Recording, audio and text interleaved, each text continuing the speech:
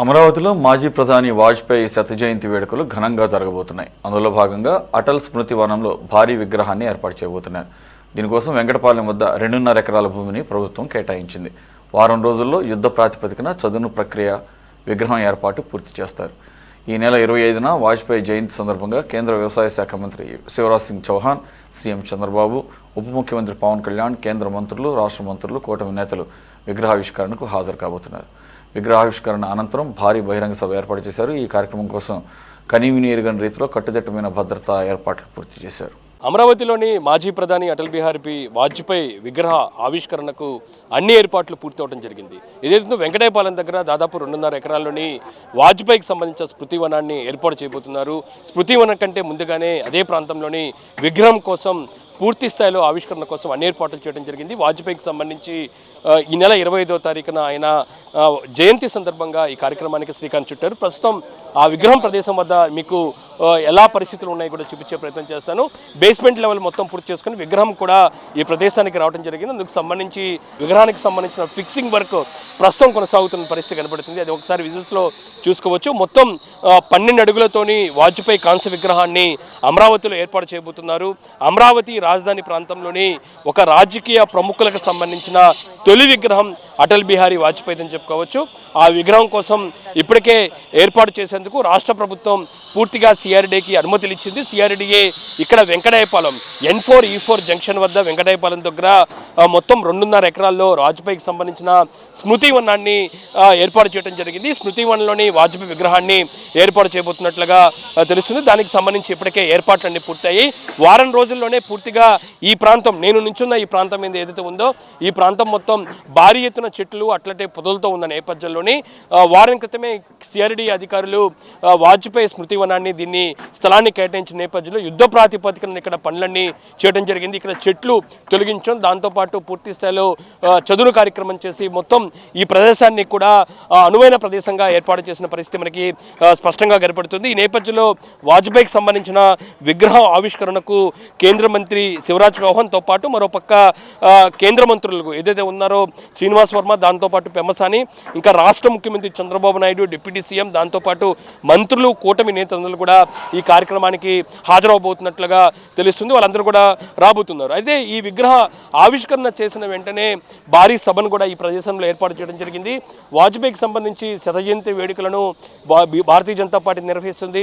ఇప్పటికే రాష్ట్ర వ్యాప్తంగా పలు జిల్లాల్లోని వాజ్పేయి, దాంతోపాటు మోదీకి సంబంధించి సుపరిపాలన పేరుతో కూడా భారీ యాత్ర ప్రారంభించారు. ఈ యాత్రలో భాగంగా అన్ని జిల్లాలు పర్యటించి ఇప్పటికే పలు జిల్లాల్లోని వాజ్పేయికి సంబంధించిన విగ్రహాలు కూడా, కాంస్య విగ్రహాలను కూడా ఏర్పాటు చేసిన పరిస్థితి ఉంది. ఈ నేపథ్యంలో వాజ్పేయికి సంబంధించి ఈ నెల 25వ తారీఖున ఏదైతే ఆయన జయంతి సందర్భంగా ఈ ప్రదేశంలోని స్మృతివనం ఏర్పాటు చేయటం, అందులోని విగ్రహాన్ని కూడా ఏర్పాటు చేయాలని కూడా బీజేపీ నిర్ణయించిన భాగంలో నేపథ్యంలోని ఇప్పుడు ఈ ప్రదేశంలోని వాజ్పేయి గారికి సంబంధించిన భారీ విగ్రహాన్ని, దాదాపు 12 అడుగుల విగ్రహాన్ని ఆవిష్కరణతో పాటు ఈయన జయంతి సందర్భంగా భారీగా సభను కూడా నిర్వహించబోతున్నారు. ఈ సభలోని ఇటు రాష్ట్రానికి సంబంధించిన ముఖ్యమంత్రి, ఉప ముఖ్యమంత్రి, మంత్రులు, కేంద్ర మంత్రులతో పాటు కూటమి నేతలందరూ కూడా పాల్గొబోతున్నారు. దాదాపు 7,000 నుంచి 10,000 మంది ఈ సభలో హాజరయ్యే విధంగా కూడా అన్ని ఏర్పాట్లు చేశారు. ప్రస్తుతం నేను విజువల్స్ కూడా చూపించే ప్రయత్నం చేద్దాను. భారీ ఏర్పాట్లు కనబడుతున్నాయి.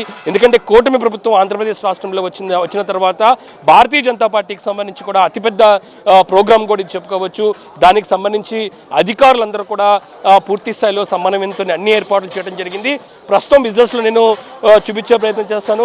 ప్రస్తుతం భారతీయ జనతా పార్టీకి సంబంధించిన నేతలు, మరోపక్క మంత్రులు ఏదైతే ఉందో సత్యకుమార్ యాదవ్తో పాటు మరోపక్క ఎమ్మెల్యేలు, ఎమ్మెల్సీలు కూడా ఈ ప్రదేశానికి వచ్చి ఇక్కడ ఏర్పాట్లు కూడా పరిశీలిస్తున్నారు. ఏపీ బీజేపీ అధ్యక్షుడు మాధవ్తో పాటు మరోపక్క నేతలందరూ కూడా ఇందులో పాల్గొని ఇందుకు సంబంధించిన ఏర్పాట్లను పరిశీలిస్తున్న పరిస్థితి మనకి స్పష్టంగా కనబడుతుంది.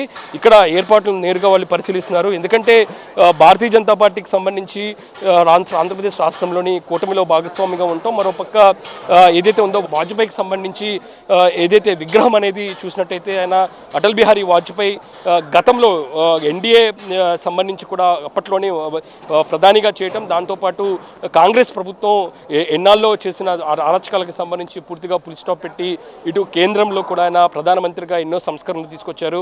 ఈ నేపథ్యంలో ఆయనకి దాట్లకు వేసి సీఎం చంద్రబాబుకు ఎప్పుడుకు సంబంధాలు బాగున్నాయి. ఈ నేపథ్యంలోనే ఈ వాజ్పేయికి సంబంధించి ఈరోజు శత జయంతి వేడుకలో భాగంగా ఈ కార్యక్రమం నిర్వహిస్తున్న నేపథ్యంలో ఈ కార్యక్రమానికి సంబంధించి ఖచ్చితంగా సక్సెస్ చేసేందుకు కూటమి నేతలందరూ కూడా ఈ కార్యక్రమంలో పాల్గొబోతున్నారు. ఈ నెల 25వ తారీఖున గురువారం ఉదయం 10 గంటలకు ఈ కార్యక్రమాన్ని జరగబోతుంది.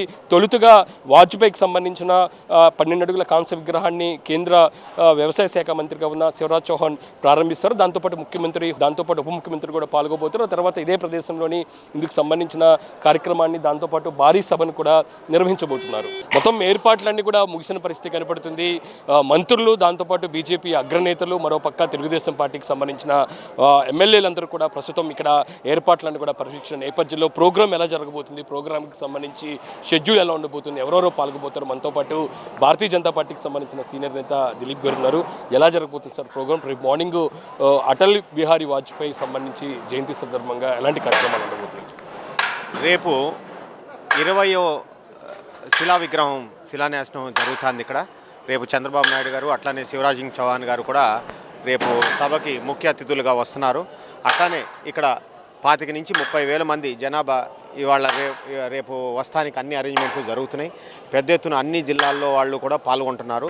భారతీయ జనతా పార్టీ అట్లానే టీడీపీ, జనసేన కూడా కూటమి నాయకులందరూ కూడా దీంట్లో పాల్గొని ప్రజలందరూ కూడా విగ్రహాన్ని రేపు చూడటానికి, అట్లానే ఇటువంటి గొప్ప ప్రోగ్రాము ఇంతవరకు ఈ రాష్ట్రంలో కని విని ఎరగని విధంగా 3 పార్టీలు కలయికతో జరగబోతోంది. రేపు ఈ ప్రోగ్రాంకి అందరు ఎమ్మెల్యేలు, అందరు మినిస్టర్లు, లోకల్గా ఉన్న వారందరూ కూడా దీనికి పాల్గొని ఈ ప్రోగ్రాంని పెద్ద ఎత్తున సక్సెస్ చేయడానికి అందరూ పూనుకున్నారని చెప్పగలను.